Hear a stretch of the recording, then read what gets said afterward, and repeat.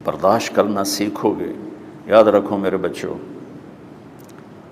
اگر آپ صبر سیکھ گئے تو کوئی آپ کو پکڑ نہیں سکے گا.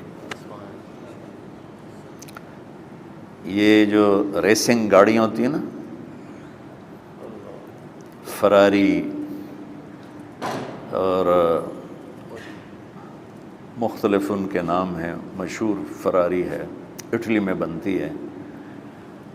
لیمبرگینی، یہ دونوں بنتی ہیں وہاں اٹلی میں. اور اس میں جو آدمی جا رہا ہو اس کے لیے سپیڈ لمٹ کی قید کوئی نہیں، ورنہ سب گاڑیوں پہ 120 کلومیٹر پر کے اوپر جائیں گے تو جرمانہ ہوگا. لیکن جو آدمی لیمبرگینی میں جا رہا ہے یا فراری میں جا رہا ہے اس کے لیے کوئی جرمانہ نہیں، چونکہ وہ یوں کرو تو 1 سیکنڈ میں وہ 120 پہ چلی جاتی، صرف اتنا کرنے سے شو ایسے جاتی ہیں. تو میں آپ کو ایک لیمبرگینی دینا چاہتا ہوں، فراری 8 کروڑ کی ہے. فراری 8 کروڑ کی گاڑی ہے فراری. کئی دفعہ وہاں جب جاتا ہوں تو کوئی نہ کوئی بٹھا دیتا ہے، یہ آپ کو ذرا سیر کرائیں. وہ ہمارے کو تو شوق کی کوئی چیز ہے نہیں، وہ نوجوانوں کے شوق کی چیز ہے. تو 8 کروڑ کی گاڑی ہے، میں مفت آپ کو دے رہا ہوں. وہ ہے صبر. آخرت کے سفر میں اگر تیز چلنا چاہتے ہو اور سب سے آگے نکلنا چاہتے ہو تو صبر کی فراری پہ سوار ہو جاؤ. تمہیں کوئی پکڑ نہیں سکے گا، تمہارے کوئی قریب بھی نہیں آ سکے. کہ دنیا میں صبر کرنے والوں کا قحط آ گیا ہے. بڑے بڑے علماء ہیں اخلاق سے خالی، بڑے بڑے علماء ہیں صبر جانتے ہی نہیں. اور پورا معاشرہ سر علماء، تم کل کے علماء ہو اس لیے علماء کی بات کر رہا ہوں، ورنہ پورا معاشرہ میرے بچوں صبر سے خالی ہے. تم سیکھو.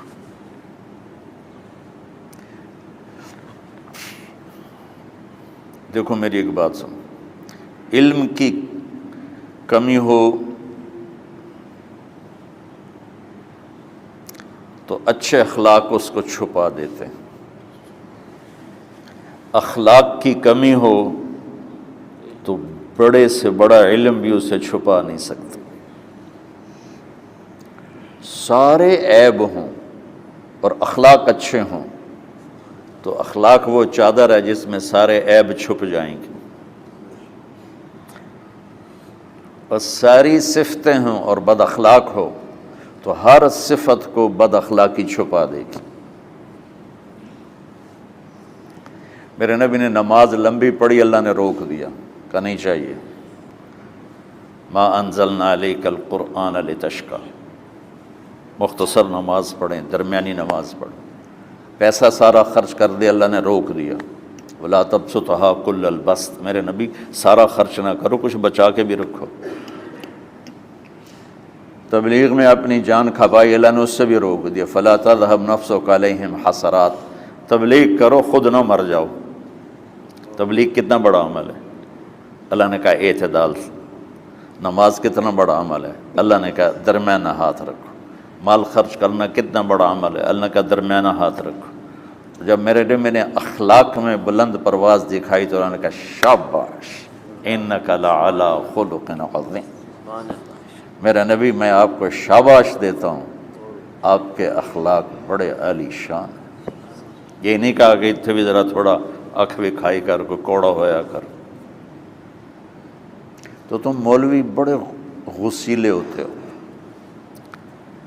تم میرے بچے بیٹھو نا، اس لیے بات کر رہا ہوں. صبر نام کی شے ہی نہیں ہوتی. فقہ پڑھنا تو ہماری مت ماری جاتی. قرآن کو بھی فقہ کے انداز میں پڑھتے ہیں، حدیث کو بھی فقہ کے انداز میں پڑھتے ہیں. بخاری سے زیادہ امام بخاری پڑھاتے ہیں. ترجمۃ الباب پہ اتنا وقت لگا دیتے ہیں کہ حدیث جو اصل چیز ہے اس کی طرف توجہ نہیں جاتی۔ امام بخاری کی کتاب کا مقدمہ کوئی نہیں، تو اس پر جب بخاری شروع ہوتی ہے تو ہفتہ ہفتہ اس پہ سبق چلتا ہے کہ امام بخاری نے مقدمہ کیوں نہیں لکھا، جی میں سارے مل کے یعنی امام صاحب نے تو گلاں کی جاتی۔ میں اس کا اتنا آسان 1 منٹ میں اس سارے سبق کو ختم کر دیتا ہوں بخاری شریف کے، کہ دیکھو بھائی امام صاحب کا دل نہیں کیا مقدمہ لکھنے کو، اس لیے انہوں نے نہیں لکھا۔ گلموں ایک حدیث کے عنوان اور حدیث میں جوڑ نہیں تھا، تو شیخ رمزی بہت بڑے فاضل آدمی ہمارے فیصل آباد، میں نے کہا شیخ یہ جوڑ کوئی نہیں، کہ شیخ ھذا من اصعب ابواب البخاری، یہ بخاری شریف کے مشکل ترین ابواب میں سے۔ میں نے کہا بڑا آسان کام ہے، امام بخاری بھول گئے، ترجمہ کوئی اور تھا، حدیث کوئی اور لکھ دی، بھول گئے، بشری تو ہیں، کیوں بچوں نے مصیبت پان دیا۔ تو بچوں شوق سے جاؤ، بہانے نہ کرو، ہماری ذرا تھوک ڈال کے پیٹ میں درد، وہ شامہ پہ جان گیا پھر توڑیاں ٹھیک ہے نا، میں زیادہ بول نہیں سکتا ہوں، ضروری سمجھ کے آیا تھا کہ تم خوشی سے جاؤ۔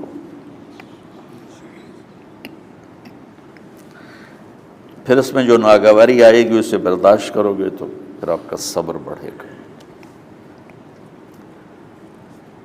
تو میں صرف میری شہرت نظر آتی ہے، اس میں جتنا مجھے صبر کرنا پڑا ہے وہ تمہارے سامنے نہیں ہے، جتنی کڑوی گولیاں میں نے کھائی ہیں لوگوں سے وہ تو تمہیں نہیں پتہ۔ اب تمہیں اتنا نظر آتا ہے کہ واہ واہ ہو رہی ہے آگے پیچھے لوگ، میرے اللہ کا کرم ہے، میری کیا اوقات، آج ہوں کل مر جاؤں گا، اولاد کو بھی یاد نہیں رہے گا کہ طارق جمیل کون تھا۔ جو ہے اس میرے رب کا کرم ہے، مجھے اپنی شہرت سے کبھی دھوکہ نہیں لگا، تو میرے بچوں اس لیے بتا رہا ہوں، کوئی فخر نہیں، کہ مجھے اپنی شہرت سے کوئی دھوکہ نہیں، ایک لمحے کے لیے بھی مجھے دھوکہ نہیں، میرے دل کی گہرائیوں میں یہ بات اتری کہ سب میرے اللہ کا فضل ہے، اور برائی کرنے والا اور اچھائی کرنے والا میری نظر میں برابر ہو گیا ہے۔ برابر ہونے کا مطلب پہلے سمجھو، تو مجھے گالی دو گے مجھے تکلیف ہوگی، تو میری تعریف کرو گے مجھے خوشی ہوگی، اس کو برابری نہیں کہتے، وہ تو ایک طبعی چیز ہے۔ یہ میں نے ہاتھ پہ اپنا ہی ہاتھ مارا تو اس کو درد ہو رہا، تو اگر میں مولوی شوکت صاحب سے بدتمیزی سے بات کروں گا تو ان کو تکلیف ہوگی، اور میں ان کی قربانیاں بیان کروں گا۔ یہ ذرا کھڑے ہونا، ادھر ہاتھ دو، یہ اس سارے نقشے کے بانی ہیں، یہ پہلی اینٹ ہے، یہ 3000 روپے اس وقت لے رہے تھے 1985 میں 86 میں کراچی،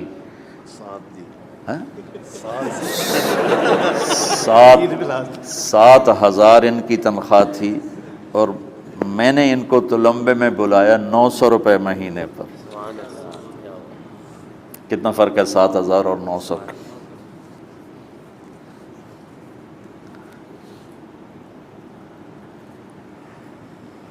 لوگ میری تعریف کرتے ہیں، میں اللہ کا شکر ادا کرتا ہوں، اور اس پہ میں تکبر میں نہیں آتا۔ یہ ہے مدح اور ذم برابر ہو جائے، یعنی تعریف کرنا اور برائی کرنا برابر ہو جانے کا مطلب یہ نہیں ہے کہ برائی کرنا سن کے اثر نہیں ہوتا اور تعریف سن کے اثر نہیں ہوتا، نہیں، برابر ہونے کا مطلب بتا رہا ہوں، اس کی توفیق، تائید، رحمت اپنی اولاد کو بتا رہا ہوں۔ کوئی میری تعریف کرتا ہے، میں اللہ کا شکر ادا کرتا ہوں اور اپنے آپ کو بھولتا نہیں ہوں۔ کوئی میری برائی کرتا ہے تو میرے دل میں اس کے لیے کوئی منفی جذبہ نہیں پیدا ہوتا۔ یہ ہے اچھائی برائی کو برابر کر دینا۔ کہ میرے اوپر مختلف الزام لگتے ہیں تو میں ان کو پی جاتا ہوں، اور اس طرح کا معاملہ کرنے والوں سے اپنے دل کو بالکل صاف رکھتا ہوں، بالکل صاف، اور میرا ان سے معاملہ اسی طرح ہوتا ہے جیسے پھر آؤ جی اپنی وجہ سے کبھی کسی سے قطع تعلق نہیں کرتا. تو بچوں صبر بہت بڑی دولت، یہ تمہاری تبلیغی زندگی میں بھی کام آئے گی، علمی زندگی میں بھی کام آئے گا، جب تم گھر والے بنو گے، شادیاں ہوں گی، اس وقت یہ کام آئے گا. ٹھیک ہے، اب بہانہ تو نہیں کرو گے نا، خوشی سے جاؤ گے نا. چلو السلام علیکم. اور اگر آپ لائیو ویڈیو کو کبھی بھی مس نہیں کرنا چاہتے ہیں تو سبسکرائب کرنے کے بعد بیل آئیکن پہ کلک کرنا مت بھولیں. جزاک اللہ.